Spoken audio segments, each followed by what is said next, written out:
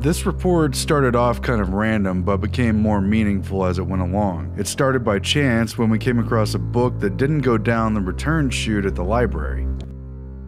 Glancing at it, we immediately connected Alan Turing, the famous mathematician and computer scientist, with our years-long study in cybernetics. The topic of the book, Connectionism and Neural Networks, was part of a serious inquiry to map and control the functions of the brain, and reciprocally to construct artificial neural networks and brain-like intelligent computers. So it seemed fascinating enough that we flipped through the intro and a few of the other pages before we sent it back down the return chute. It is abundantly clear that Alan Turing is a man who made his mark on society, even though his name was virtually unknown until recent decades when personal computers and the internet brought everything back up again. It's clear that Turing is one of the handful of men who opened the doors to the information age and to the increase of both knowledge and control in all our lives.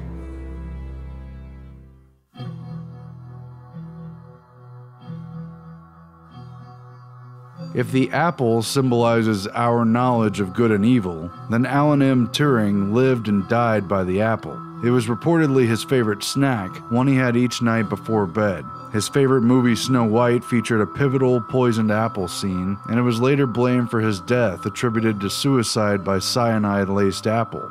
Though it's important to point out that his death was never properly investigated, and some parties have definitely disputed the idea that he did himself in, suggesting instead an accidental poisoning via his experimental lab where he played with cyanide, or that his murder was made to look like a suicide. After all, among those who knew too much, Turing certainly ranked significantly. It is certainly also plausible that he may have become extremely depressed after the government prosecuted him for his homosexuality, charged him with gross indecency, and made the price for his freedom and his continued research that he submit to chemical castration. Indeed, his treatment was horrible.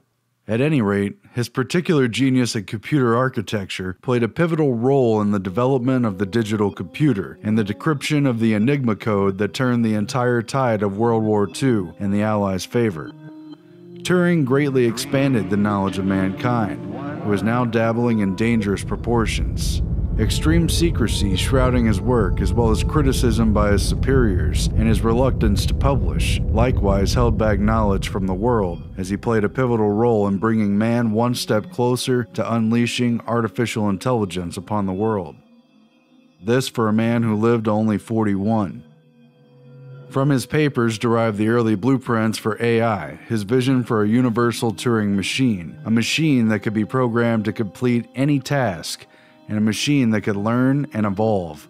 It was his name that was attached to the Turing Test, a hypothetical test on the distinction between man and machine. Could a computer become intelligent enough to convince a human judge that it's human? If so, what will that mean for our species and for the future? The knowledge of what it means to be human and of what constitutes intelligence could change everything. It could even undo us altogether, or shake up our place in the order of things. I think, in one way, technology has freed us because of the access to information. I also think in another way, it's made us its dependent, because in a lot of ways we can't exist anymore without it. I mean, there's no going back in a way. I think it expands our horizons, but I guess you can definitely say that it cuts us off from the people around us. They've made this era the information era. They've really given us access to the whole world. It's not just a question now of going to some library and looking up some obscure book to get knowledge. The media, what we wear, what we think, it's really influenced just by the internet. With technology, we are open to more things, but it has confined us to a lot of limited things as well in another perspective, because that's all we do now, as if we were to come together at a social event, all we do is take pictures, go on the internet, go on our phones, The questions go back much further than the dot-com bubble and the rise of modern high-speed internet. They go back further than the development of ARPANET and local area networks. In the Minds of Men, we explored in depth the connections between the brain and computers, and the computer modeling of the brain with artificial neurons, all central to the science of cybernetics being pursued in the 1940s and 50s, and especially surrounding the influential group in the Macy's Foundation Conference on Cybernetics, also known as circular causal and feedback mechanisms in biological and social systems. They meant to affect the lives of men and society. Behind it was an attempt not only to understand the brain and to increase the complexity of the digital computer, but to usher in an artificial intelligence that could learn and develop from experience and keep up with man's mind. Likewise, it held some very important parallels for how the powers that be might learn society a lesson or two through social programming. The psychology of learning plays into this, dealing in part with feedback and reinforcement, such as with pleasure or reward and pain or punishment. And these questions are very much rooted in the early work and relatively brief career of Alan Turing, though he published infrequently and appeared to keep mostly to himself both personally and professionally. Moreover, many of his achievements were classified, and much of his central work on computer technology and cryptoanalysis was kept secret during and after World War II. However, we do know that Turing was a key member of the Ratio Club, which formed in 1949 as a quasi-secretive dinner club that served as the UK counterpart to the ongoing Macy's Cybernetics meetings taking place in the US. This was the birth of personal computers, robotics, satellites, and artificial intelligence. It's Toby, a mechanical tortoise with an electronic brain which functions like the human mind. Dr. Walter says that his electronic toys work exactly as though they have a simple two-cell nervous system, and that with more cells they will be able to do many more tricks. A counterpart to Macy's, the Ratio Club was formed in 1949 in the UK. McCullough gave the keynote at the first meeting. Alan Turing, W. Ross Ashby, Gray Walter, and Donald McKay were among its most important members. We can have automata that are aware of the world about it, able to connect and distinguish between optimal and actual performance. Again, we came across this book by chance while dropping off some other library books. It was stuck in the chute, so we took a look at it and were immediately interested by Turing's name and his connection to neural networks. Melissa and I snapped some photos of the introduction and forward pages and then turned it back in. Then later we looked it up and found out that this relatively small 200-page book was only available for an astounding $120 and even more. Though I haven't had the chance to read this book from cover to cover, the introductory information is interesting enough and leaves plenty of questions to pursue. It properly paints Turing not just as a man central to computer development, but as an investigator into the human brain, a role that has been little recognized and never publicized in his career and biography. Along with several key colleagues in related fields, Turing was on the cutting edge of tapping into the growing knowledge about the brain in order to construct better computers. And likewise, he was using the connections studied in the digital computer to better describe the complex actions taking place in neural networks inside the brain, and hence, how to understand and manage decisions taking place in the brain. Models created in the digital computer of the brain were also inversely symbolic of the mechanization of the mind, which might one day be conquered one neuron at a time. Turing's Connectionism, an investigation of neural network architectures by Christoph Teucher, highlights a very important case with Turing's 1948 paper, Intelligent Machinery, which was overlooked and buried by his superiors at Britain's National Physical Laboratory, and yet proved to be groundbreaking in the as yet unnamed field of artificial intelligence. It described networks of artificial digital computer-based neurons that were arranged in random connection patterns. The goal then was to train the network to increase the efficiency or even intelligence of the network to the advantage of completing a certain goal. The paper is ultimately so significant, and its dismissal by his bosses so conspicuous, though we must at least raise the question of whether or not the pursuit of Turing's objectives was merely classified and kept secret rather than tossed out. The National Physical Laboratory, the NPL, was initially going to build the Pilot Ace computer system designed by Turing, but backed out after they thought it was too complex and didn't understand how to put it together, and was also expensive. And yet afterwards, the director of the NPL, Charles Galton Darwin, who just so happened to be the grandson of the famous scientist Charles Darwin, dismissed Turing's paper on artificial intelligence on a nascent technology that he foresaw in great detail as that of a schoolboy's essay. He acted like it was simple and insignificant and kind of silly. It doesn't make sense, it doesn't really add up, but that's what's reported. And it was this treatment that prompted Turing to take a 12-month sabbatical from the NPL to pursue research on the biological side of higher brain functions in developing his intelligent machinery. The chief question of this pursuit was, could a machine be made that could learn from experience? And it was this research that Charles Galton Darwin, who supposedly forecast the next 1,000,000 years of man's evolution, it was this research that he short-sightedly dismissed as, quote, a bit thin for a year's time off. A system to make a thinking machine that could learn from experience. That was a bit thin.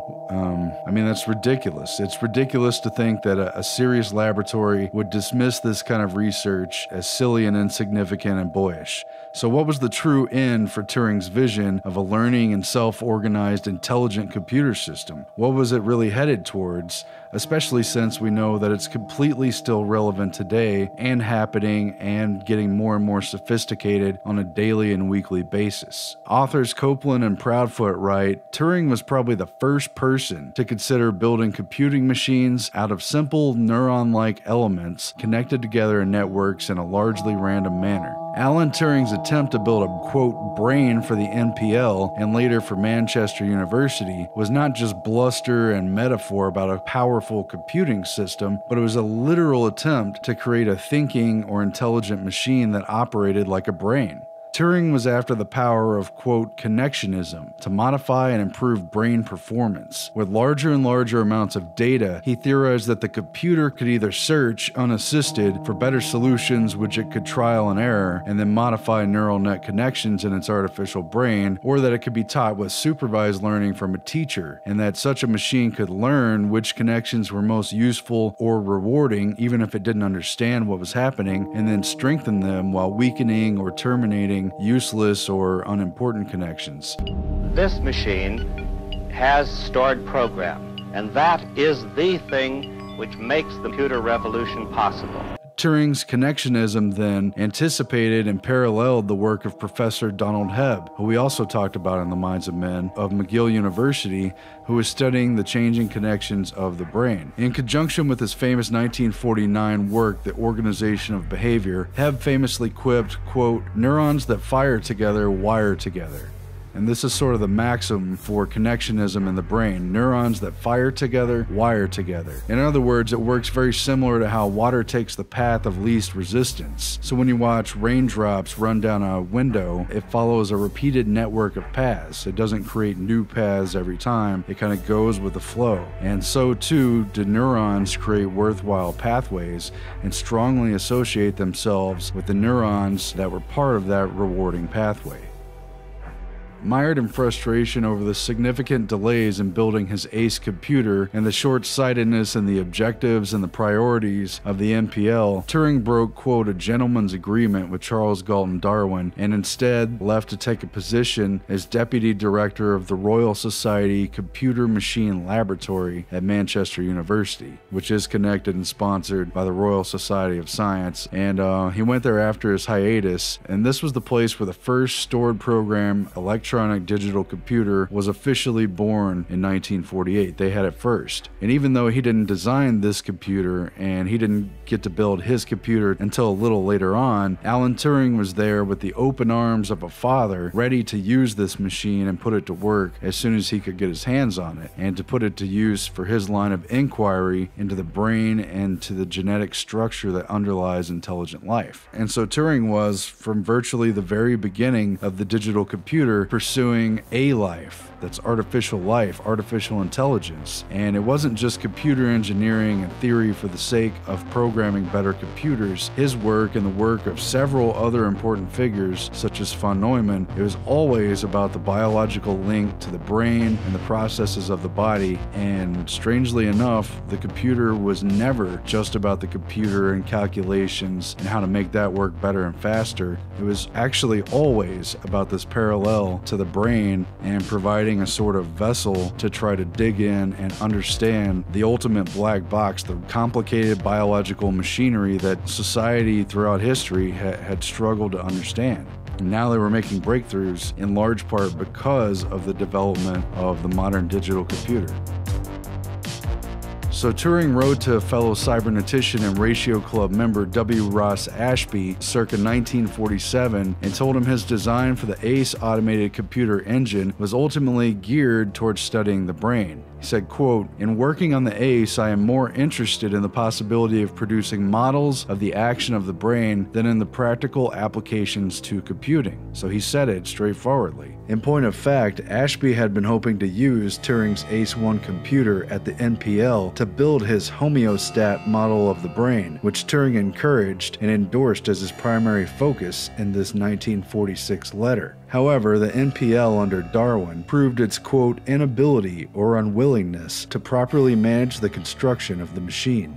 And in 1951, Turing wrote to his former assistant, who was at the NPL, quote, "Our new machine, the Ferrante Mark I, is to start arriving on Monday, and I'm hoping, as one of the first jobs, to do something about chemical embryology. In particular, I think one could account for the appearance of Fibonacci numbers in connection with fir cones." As Christopher Teucher writes, Turing used the Ferrante Mark I to simulate a chemical mechanism by which the genes of a zygote may determine the anatomical structure of the resulting animal or plant. And he was the first person to engage in this computer-assisted exploration of, quote, nonlinear dynamic systems. He was the first person to use a computer to explore these genetic and biological aspects. And it's very significant and I think pretty surprising because when you hear Alan Turing's name, that's not the kind of work that comes to mind. In fact, I think very few people know about that. But to go back to cybernetics and its connection with Turing and the origins of all this, we see that Turing was long connected to the unfolding cybernetics movement. His early theoretical work in computers was essential to this movement, and the time that he spent in the US at Princeton's Institute for Advanced Studies put him in contact not only with Albert Einstein, but more to the point, with John von Neumann, and they formed a relationship that lasted,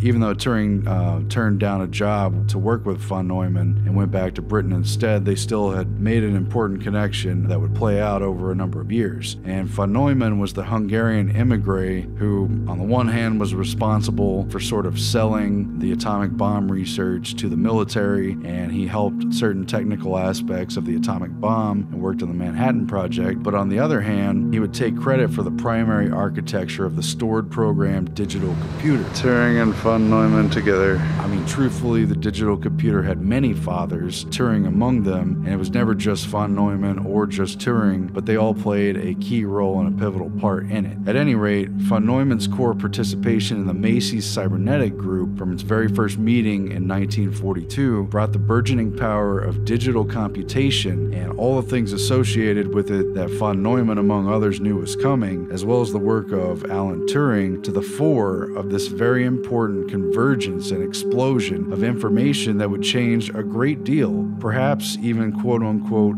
everything.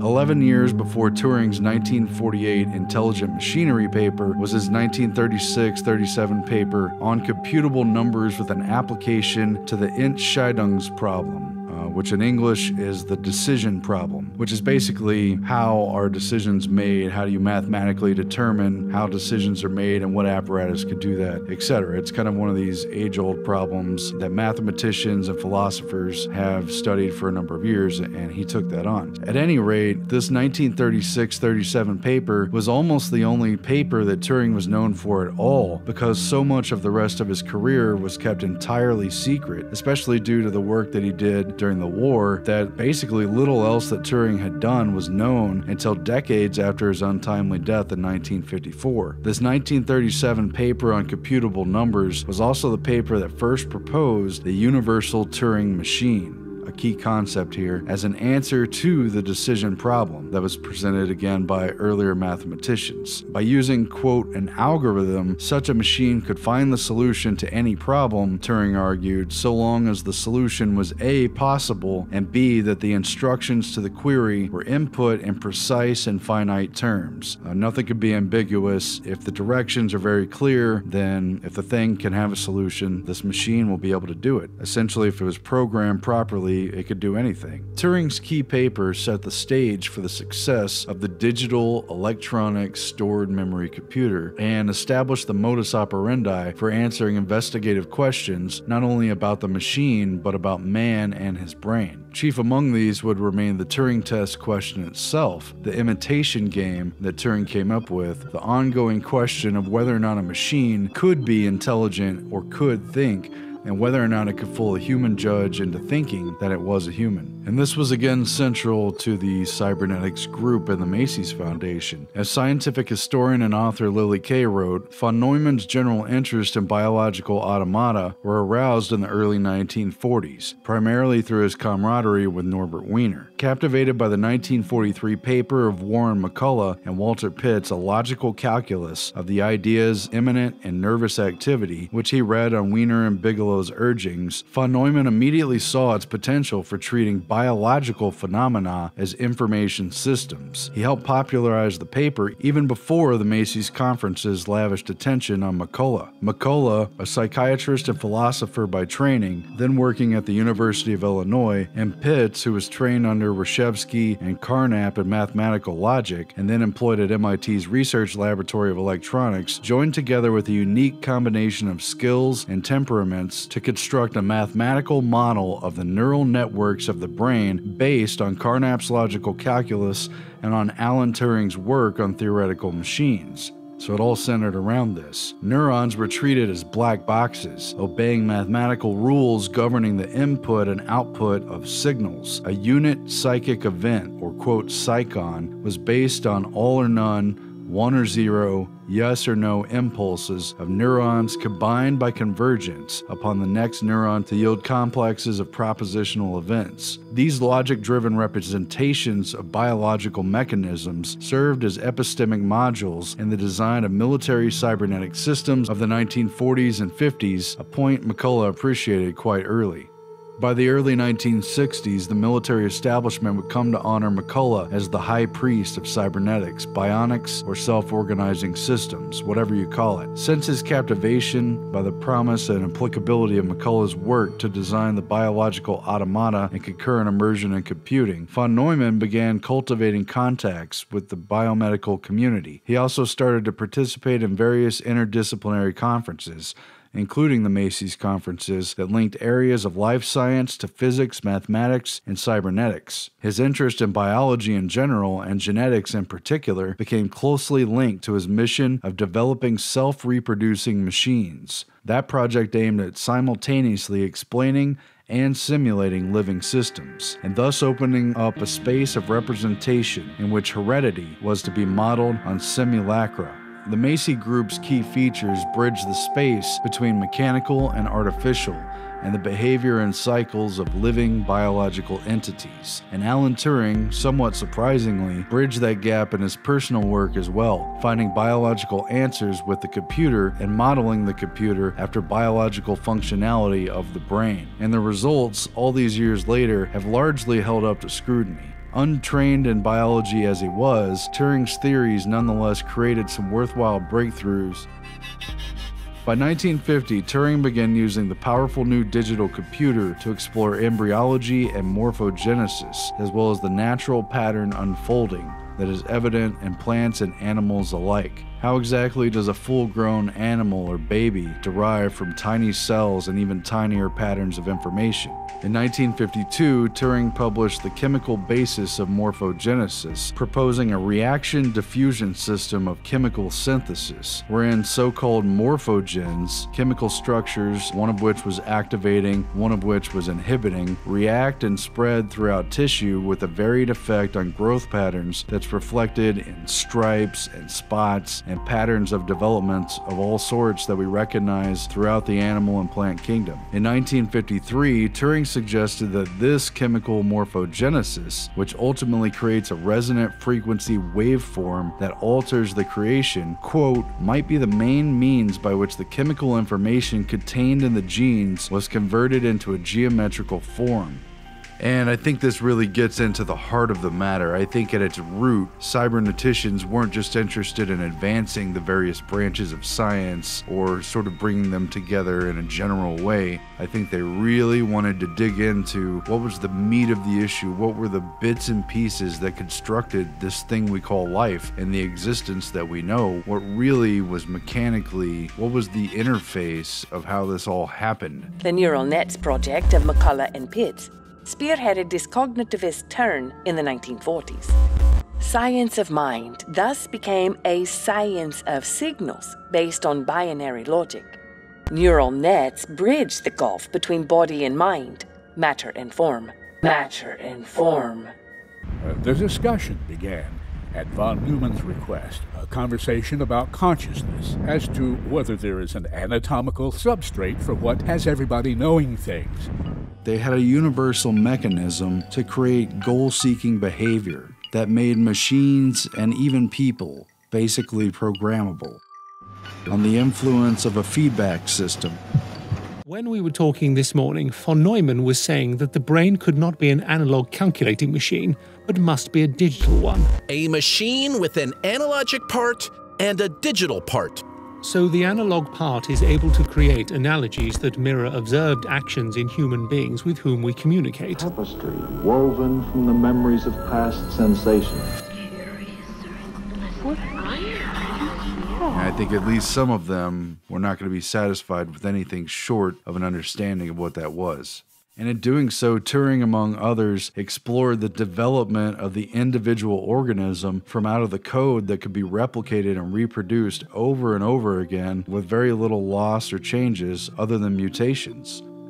And it's very significant that his theory of chemical synthesis of these activating and inhibiting agents were responsible for the particulars of creation, all the way down to the idea of how information contained in genes was converted into a physical form, a geometrical structure. Indeed, it's key to the whole game and the larger objectives of cybernetics that Alan Turing came very close to the point at which information in the form of genetic code manifests in the real or material world. Though embryology and morphology have become routine parts of biology, it is taken for granted that this is where the rubber meets the road and where the magic happens, where ideas and code takes root in the physical form. Philosophically, this is a very big thing. Alan Turing was invited to these Macy's meetings, but declined the invitation. However, many of his colleagues in the Ratio Club did cross over the pond to visit the U.S. The link between the Ratio Club and the Macy's Cybernetics meetings was therefore quite strong.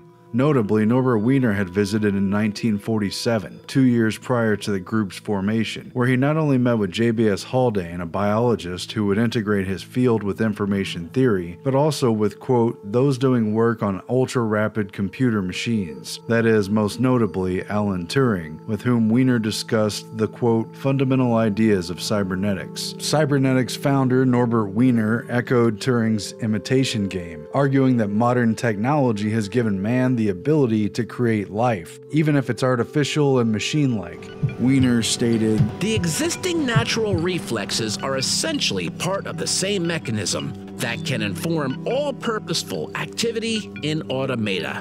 One need merely supply a circuit with receptors and effectors. Then they become goal-seeking devices. and that, as one of Wiener's feedback-driven automata, machines would not only be able to learn from experience, but that such machines had the capability to transmit a message with precise instructions on how to replicate itself, thus transmitting and copying the image of artificial life, and therefore giving it the ability to construct offspring machines. In God and Golem Inc., Wiener thus outlines the powerful dangers of the technology he helped create, as man and machine were in the early 60s poised to gain godlike powers over life and death. Indeed, cyberneticians could now create the golem of legend out of metal and silicon. Man makes man in his own image. This seems to be the echo or the prototype of the act of creation by which God is supposed to have made man in his image. Can something similar occur in the less complicated and therefore more understandable case of non-living systems that we call machines? What is the image of a machine? Can this image, as embodied in one machine, bring a machine of a general sort not yet committed to a particular specific identity to reproduce the original machine, either absolutely or under some change that may be construed as a variation? Can the new and varied machine itself act as an archetype, even as to its own departures from its own archetypal pattern? It is to the purpose of the present section to answer these questions, and to answer them by yes. Different as mechanical and biological reproduction may be, they are parallel processes, achieving similar results. In order to discuss intelligently the problem of a machine constructing another after its own image, we must make the notion of image more precise. Here we must be aware that there are images and images.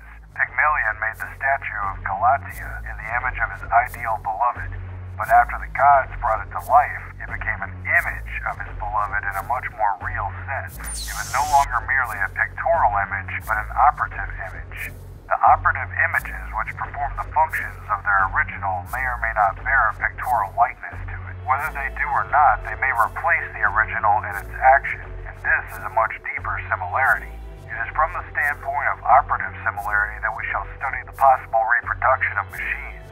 But what is a machine? For us, a machine is a device for converting incoming messages into outgoing messages.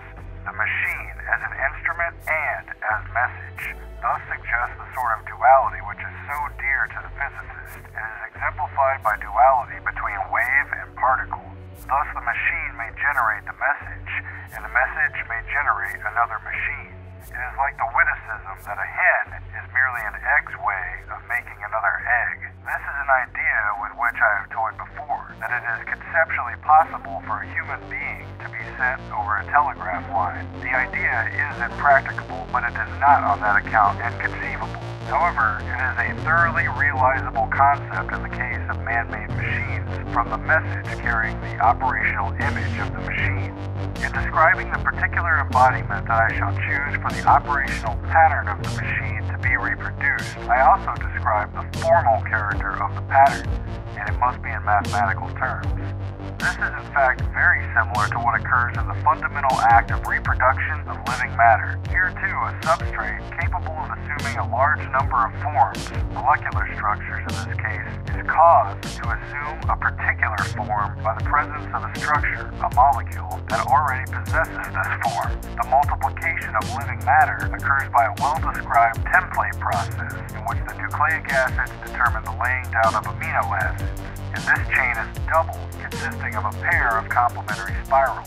When these separate, each gathers to itself the molecular residues needed to reconstruct the double spiral of the original chain, and thus a reliable copy is made. In Life's Code Script by Sidney Brenner, the Nature Journal highlighted the significance and the irony in that Turing's specific and technical definition of a universal Turing machine, which could theoretically accomplish any task if the program gives directions that are sufficiently clear as to what is to be accomplished, it best fits not merely a computer or a machine or a more advanced algorithm so much as it almost mirrors the reproduction of biological life according to minutely encoded and incredibly complex directions. Quote, Turing introduced what became known as the Turing machine to formalize the computation. Essentially, the system is a set of instructions written on the tape which describes the machine. Turing also defined a universal Turing machine which could carry out any computation for which an instruction can be written. This is the origin of the digital computer. Nowhere else are there such complicated systems in which every organism contains an internal description of itself. The concept of the gene as a symbolic representation of the organism,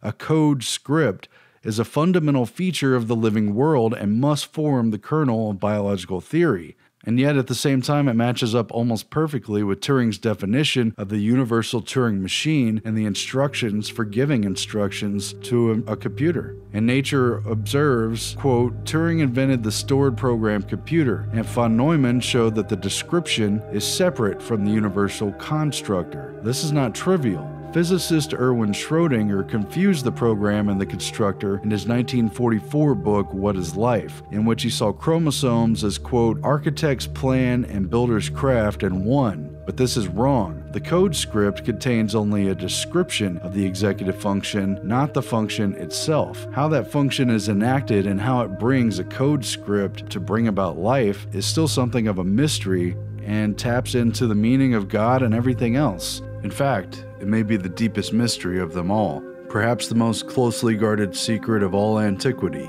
known only to the innermost priesthood. Cybernetic at heart, these inherited secrets fueled the minds of the ancient philosophers and mathematicians. Thereafter, priest classes, secret societies, and elite organizations of learned men. After summing up this history of scientific progress, he paused. The room went silent.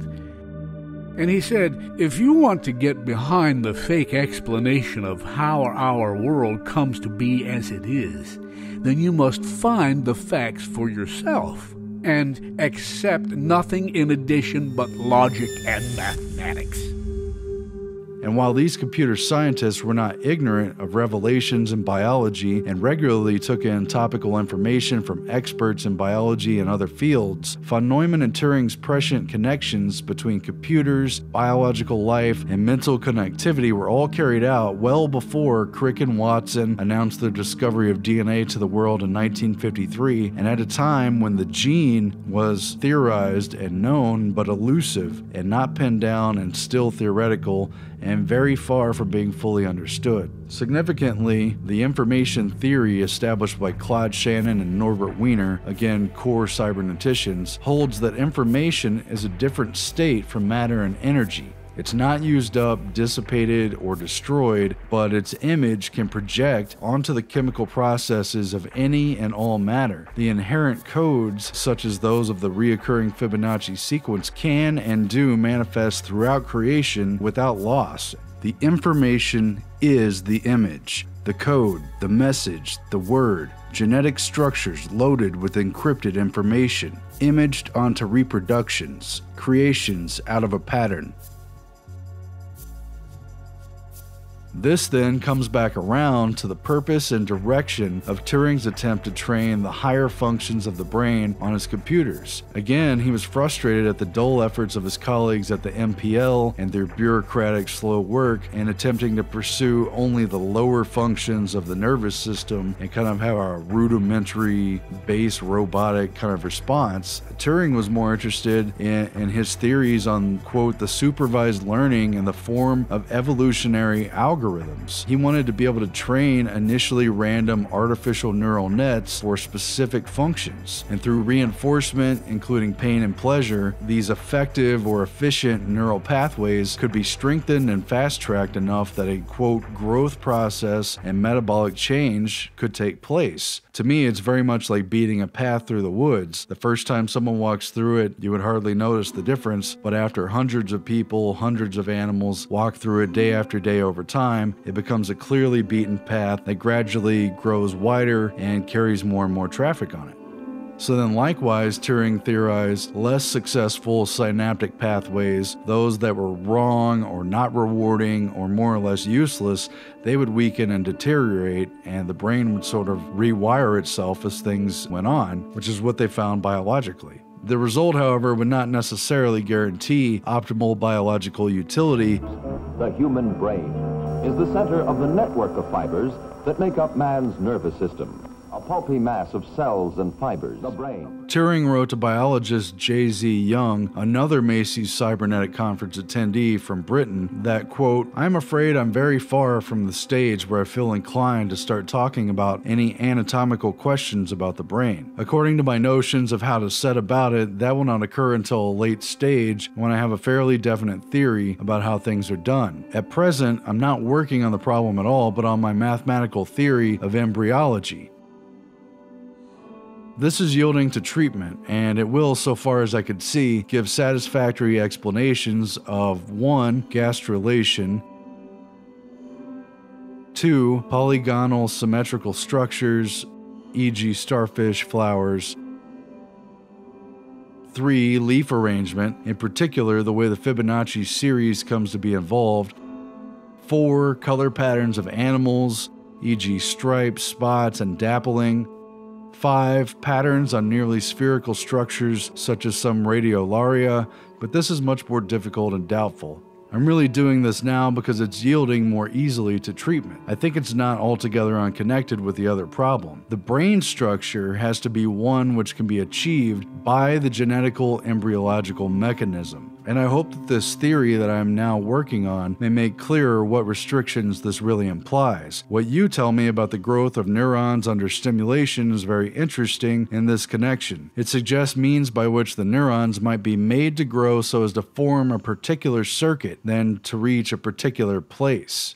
So again, he wanted to know more about the brain through the computer. He was frustrated at these rudimentary attempts to come at the nervous system as a basic sort of response situation. He wanted to deal with the higher structures of the brain, of the essential questions of thinking and learning and intelligence, and instead found himself going back to the very beginning and coming about it through a sort of roundabout, minute way through the embryology of the brain. He wanted to find out what it was about the brain structure that had to be achieved and accomplished and coded and unfolded at the embryological level through the genetic mechanism for embryology, through the code that was being built and constructed through the very complex process of biological systems. That was one of the main pathways of how he hoped to learn about brain structure and how to make better brains. It's very fascinating and I think pretty deep. I mean, after all, the unfolding of the codes for growth and development of the brain during embryology would indeed be valuable tools in the hands of a genetic engineer. Just as the Fibonacci spiral unfolds into 3D space to create forms, the brain structure must be unfolded from a particular pattern, and Turing was genius in his instinct to zero in on it. In fact, his thoughts on morphology were way ahead of their time and yet have been validated since as being on the right track.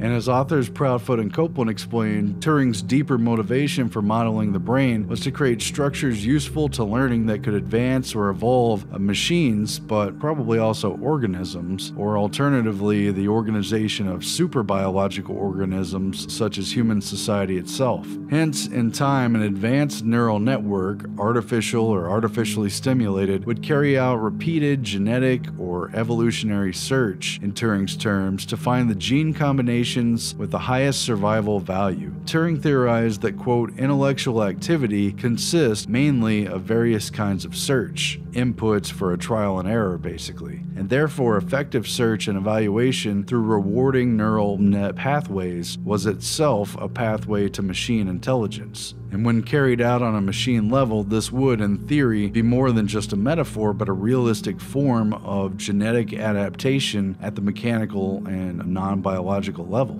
And when carried out biologically, there's no theoretical limit to the rapid evolution that a computer could assist in biological determinism, whether it was ultimately for good or for ill. And I'd be very skeptical, of course, but it'd be a very powerful tool and a very dangerous one. The possibilities are simply staggering and likely very frightening.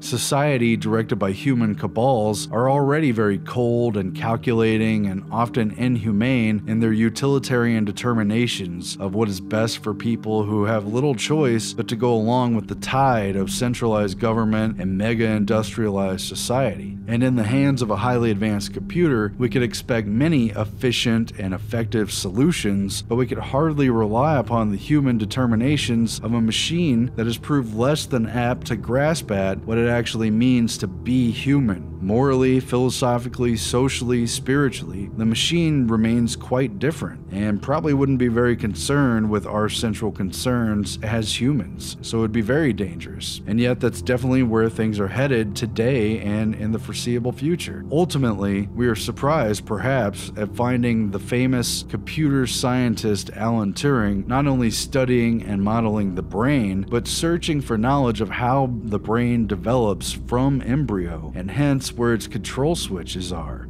If this is possible, then producing the type of brain one wants might be possible. Creating a sequence of castes, a system designed by the controllers to put people in different categories, perhaps. The embryonic stage is where the right developments and growth spurts and the key moments that determine the organism to be and its abilities and metabolisms take place. So there's a lot of information related to this in the book written by the late Lily Kay, who wrote the Book of Life, A History of the Genetic Code, which connected cybernetics and information science not only with genetics, but ultimately with the alteration of reality, with this larger attempt to change things on the whole. And in her book, she quotes from molecular biologist Robert Sensheimer, who was the progenitor of the Human Genome Project and who was the author of the 1967 The Book of Life. He said, "The Book of Life, in this book are instructions and a curious and wonderful code for making a human being. In one sense, on a subconscious level, every human being is born knowing how to read this book in every cell of his body. But on the level of conscious knowledge, it's a major triumph of biology in the past 2 decades that we've begun to understand the content of these books in the language in which they are written. This is the code of life, the book of life, being translated and decoded for the people who are in power and who have been in power throughout all this time." Lily Kay's other book, which is a very damning investigative history piece, The Molecular Vision of Life, Caltech, the Rockefeller Foundation, and the Rise of New Biology, makes a very strong connection between the sponsorship and the foundation grants that went to key universities and the agenda of eugenics, an outright agenda on the part of the Rockefeller Foundation to create a science of life, a control over all the functions of the cycle of biological life. They wanted the codes and the keys and the buttons to what makes people tick, and of course animal and plant life as well. They wanted a complete, thorough understanding of genetics, not in of itself for the scientific knowledge, although that's also clearly important, but they wanted it for its utilization in social engineering, social control, which they already had a great deal of, but clearly wanted more of. And you've got to read that book for yourself, both of these books. They make a very strong case as to what was really going on and what agendas were taking place here.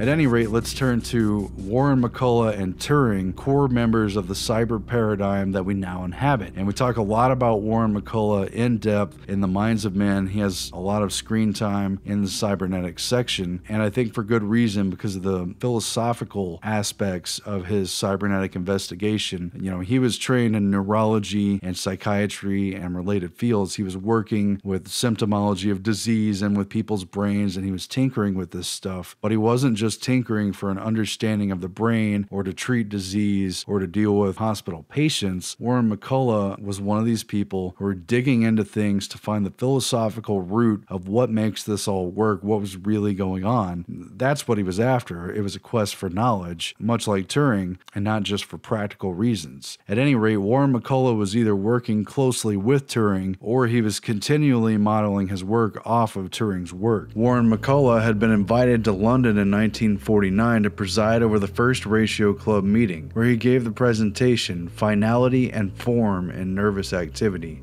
It was likely during this visit that McCulloch met Alan Turing, who was invited to join the Ratio Club after the first meeting to check the biologist with a mathematician or two. Indeed, the ground between biology and mathematics met in the cybernetic applications of the computer, which Turing was now pursuing at Manchester University. While Turing had earlier given an influential talk on educating a digital computer to the club in 1950, by 1952, Alan Turing was lecturing to the Ratio Club on the chemical origin of biological form. After multiple visits to England to attend Ratio Club meetings, McCulloch invited Alan Turing to the final Macy's Cybernetic Conference Conference in 1953, not long before he ended up dying in 1954, acknowledging Turing's deep contribution to its origins. But curiously, Alan Turing declined the invitation to attend the Macy's conference. He sent a polite letter, he made excuses that he was a stay-at-home type, he suggested he was unwilling to make a transatlantic voyage, he mentioned that a new school term was starting, but ultimately he suggested that he was unlikely to get permission to go. And as Klaus Pius pointed out in his introduction to the Cybernetics book, clearly secrecy and confidentiality remain a sort of elephant in the room. What subsequently took place behind the closed doors of the glorious Beekman Hotel on New York's Park Avenue is only hinted at by the peculiar textual records associated with the conference. We fight in our shirt sleeves and we do not even publish the proceedings until every man has had the chance to go over what he has said and delete the more objectionable phrases. In order not to air dirty laundry from the events, the participants' presentations and discussions were heavily redacted for the press.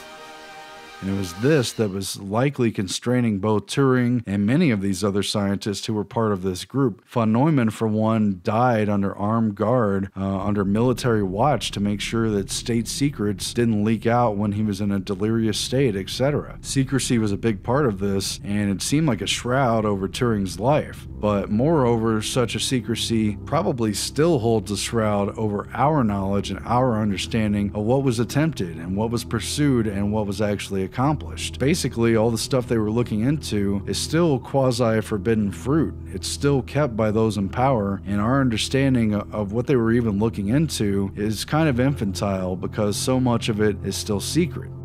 The club faded out by 1955, shortly after Turing's tragic death and after the president of the Royal Society had endorsed the concepts of cybernetics within the framework of, quote, every conceivable branch of biology. Either way, Warren McCullough's career and his key interests paralleled and continued to follow those of Alan Turing. Despite the lack of a clear record of their collaboration, they have all these clear overlaps in their work. But despite their shared interest and many close contacts, Alan Turing didn't seem to like Warren McCullough very much. And throughout his career, he failed to reference the very important work that McCullough and Pitts had done, and in particular their seminal paper, their 1943 paper on neuronal calculus that was based on Turing's work and that had most meaningfully responded and advanced those concepts.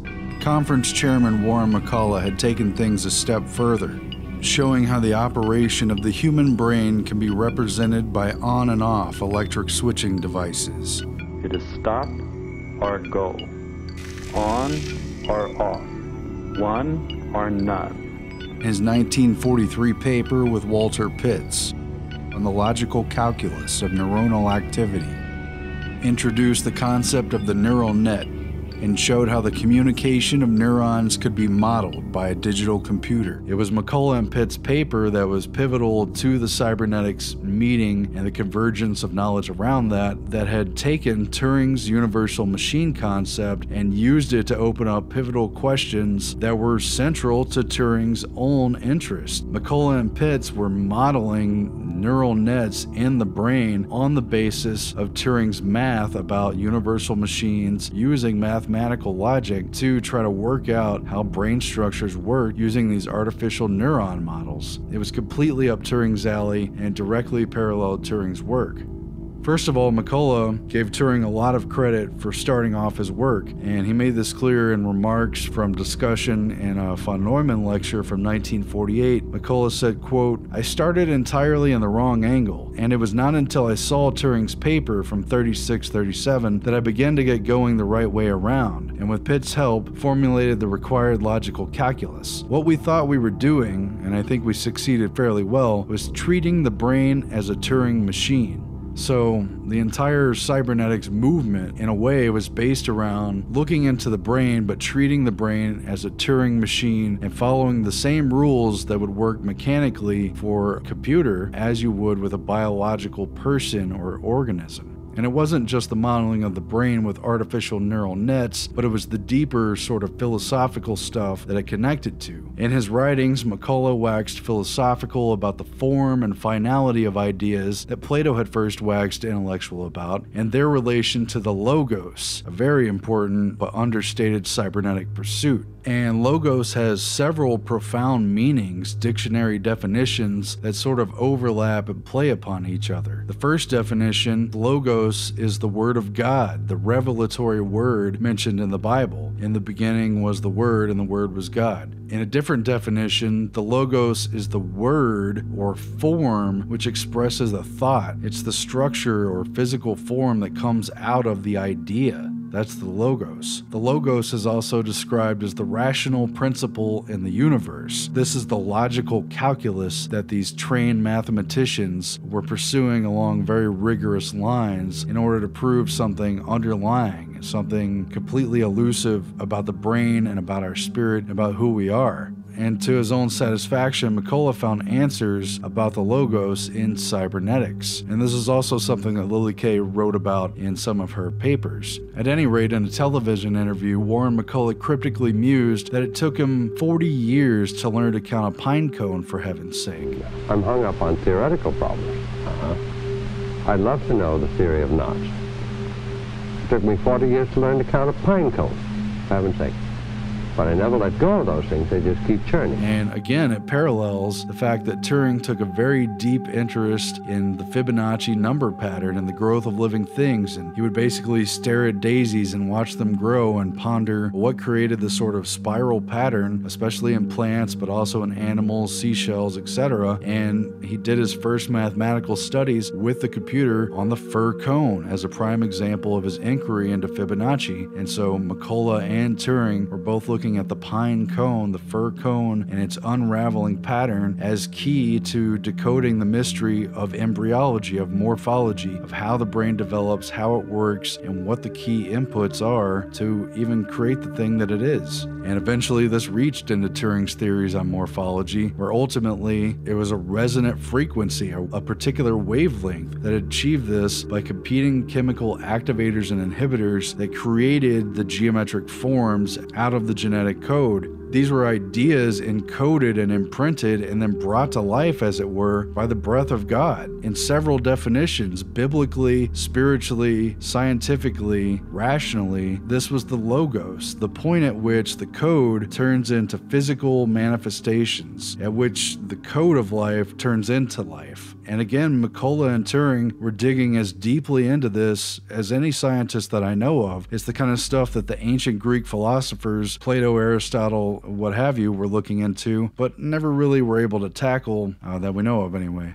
Either way, the models of Alan Turing were no longer just those of Alan Turing. They were being put to work. They were formulated as the basic framework around which the entire Macy's cybernetic group, which was multidisciplinary and took place in all these different fields, is a basic framework that they all must respect in pursuing these larger questions, all based around Alan Turing and his universal Turing machine. It followed that once Turing proposed the rules for the universal Turing machine, i.e. that it could carry out any order provided the instructions were precise and finitely stated, then McCullough and Pitts could employ the rules of logic, which is critical to computer theory, in order to simulate and theorize the neural nets of the brain. And the brain then could be treated like a universal Turing machine and then explored and experimented upon in ways that other scientists before them could only dream of, could only imagine. They were able to tap into it this way and extract information from the elusive black box that for centuries, for millennia, has yielded so little information about its inner workings. And therefore, in the larger picture of cybernetics, automata, or goal-seeking mechanisms, brought in a sense of purpose, and through the use of feedback to guide and direct these automata mechanisms, the input and the output that gave the basis for a decision, you had a closed loop of an organism,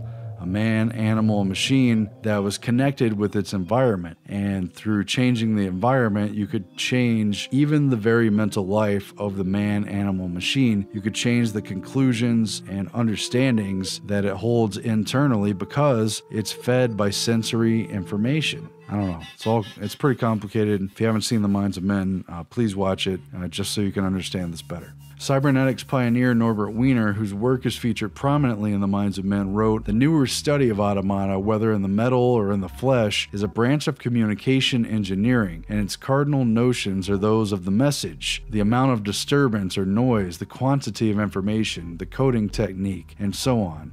As scientific historian and author Lily Kay wrote, according to Wiener, this cybernetic phenomenology of the body obtained also on the cellular and subcellular levels of life, partly through his ongoing dialogue with geneticist and evolutionary biologist J.B.S. Haldane. Wiener prophesied a cybernetics of heredity. As in all transmissions of messages, such a protein-based genetic transmission could be ultimately explained by information theory. Wiener believed that one could, in principle, transmit the coded messages that compose a human being, that it should be possible to write and therefore control the book of life.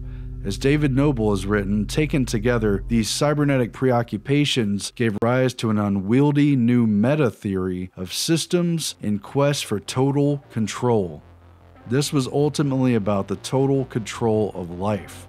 Could it even be the end of humanity? The result was history, an alchemical reaction to the coordination and synthesis of the Macy's conferences and the larger work they were part of, not only unleashing Alan Turing's artificial intelligence, but reformulating society, re-establishing the paradigms for understanding humanity under a global mechanistic framework, and making inevitable a Hegelian synthesis from the thesis of man and the antithesis of his imitator, the growing and advancing intelligent machine, into a new species and a new epoch that is in every way poised to be transhuman, either a merge or a rewrite, anything but a passing fad.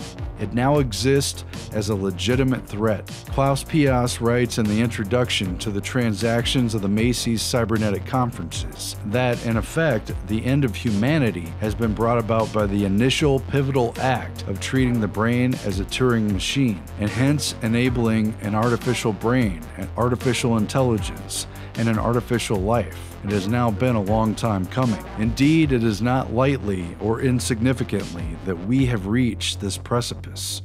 Pias writes from page 15, this set of models had three main elements, each of which derived from American research conducted in the early 1940s. First, the logical calculus of Pitts and McCullough's neuron model. Second, Shannon's information theory. And third, the behavioral theory formulated by Wiener, Bigelow, and Rosenbluth. In other words, a universal theory of digital machines, a stochastic theory of the symbolic, and a non-deterministic yet teleological theory of feedback were combined at the Macy's conferences into a single theory that could then claim validity for living organisms as well as machines, for economic as well as psychological processes, for sociological as well as aesthetic phenomena.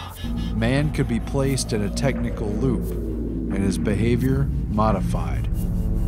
Walter Pitts and Warren McCullough's 20-page article from 1943, A Logical Calculus Immanent and the Ideas of Nervous Activity, begins with the most ambitious goal imaginable, namely that of writing, in McCullough's words, quote, a theory in terms so general that the creations of God and men almost exemplify it, end quote. With a mixture of notations from Carnap, Russell, and their own invention, the authors sought to devise a sort of logical calculus of immanence. They expressed neuronal interactions as propositional functions that in turn could be expressed as neuronal interactions. And this meant first that to understand a given aspect of the nervous system, it would be sufficient to conceive it as an embodiment of Boolean algebra. The material reality of slimy brain matter is at best a sloppy instantation of pure and elegant switching logic on the Platonic, quote, instruments of time. This concept of embodied mathematics implied, second, that logical notations could be applied for any number of uses,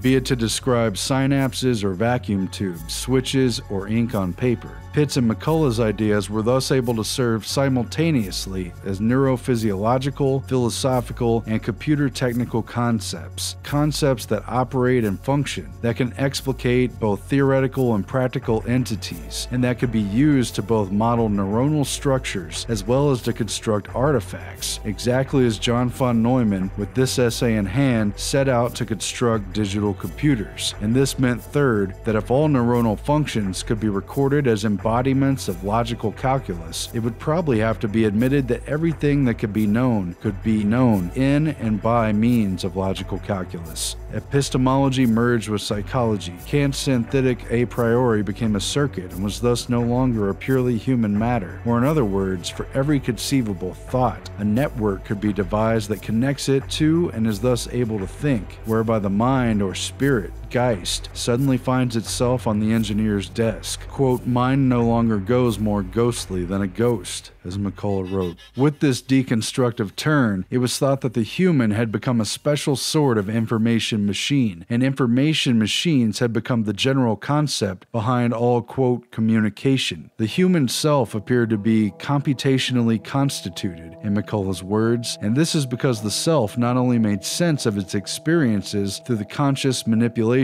of symbols, it had also, moreover, ensured that experiences of any sort could only be made possible by means of the unconscious manipulation of symbols. The new cognitive conception of man in terms of its logical circuits possessed not only the elegance of a micro and macroscopically functioning model of universal manipulation, but for this very reason, it was also perfectly compatible with Claude Shannon's information theory, which is likewise based on the digital, something that could be transmitted without loss regardless of the materiality of its instances, just as McCullough's circuits could be implemented without loss in flesh or metal or silicon. The common precondition of all these foundational concepts of cybernetics, switching, Boolean algebra, information theory, and feedback, is digitality. It is thus only when humans and machines operate on the same digital basis, when the knowledge of humans and that of machines can be made compatible, that the epistemology of cybernetics is itself able to be productive. The nature of analog and digital brought new conceptual dichotomies to the surface: entropy versus information, continuous versus discontinuous, linear versus nonlinear, singular versus repetition, probability versus improbability, the real versus the symbolic, nature versus artifact, and so on. Thus, the summary of the last conference of the Macy's Cybernetic Group draws a point of connection with its first conference and its opening lecture. Quote, we consider Turing's universal machine as a model for brains, employing Pitts and McCullough's calculus for activity and nervous nets, end quote. After summing up the core meaning of the cybernetic meetings, Klaus Pius puts it in contrast with the world around us, writing, beyond being yet another affront to anthropology, all of this was a philosophical and historical challenge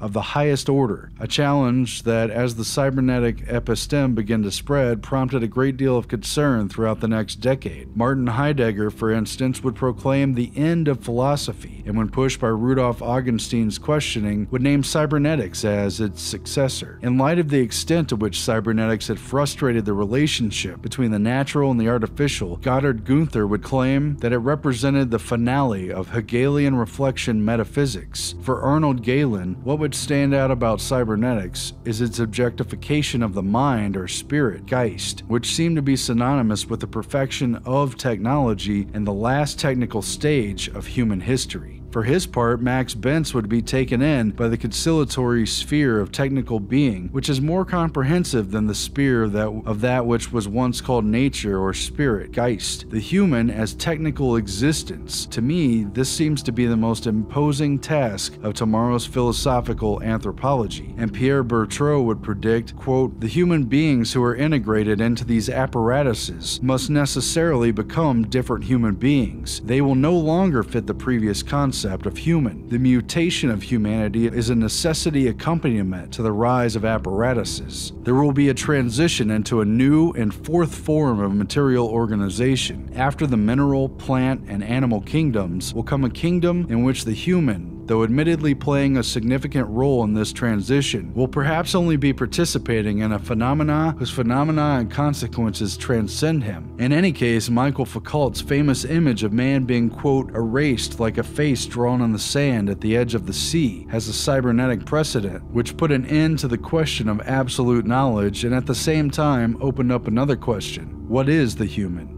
The condition for embarking on such a return to the beginning of philosophy was, at any rate, the end of the human, and this would entail the following: no longer treating the human as the starting point for any pursuit of truth, and no longer speaking of his domination or liberation. Instead, the all-encompassing approach of cybernetics introduced a new epoch altogether. The airborne computer is no longer a theory, nor an experiment. It's a fact, tested, functioning, practical, and restricted.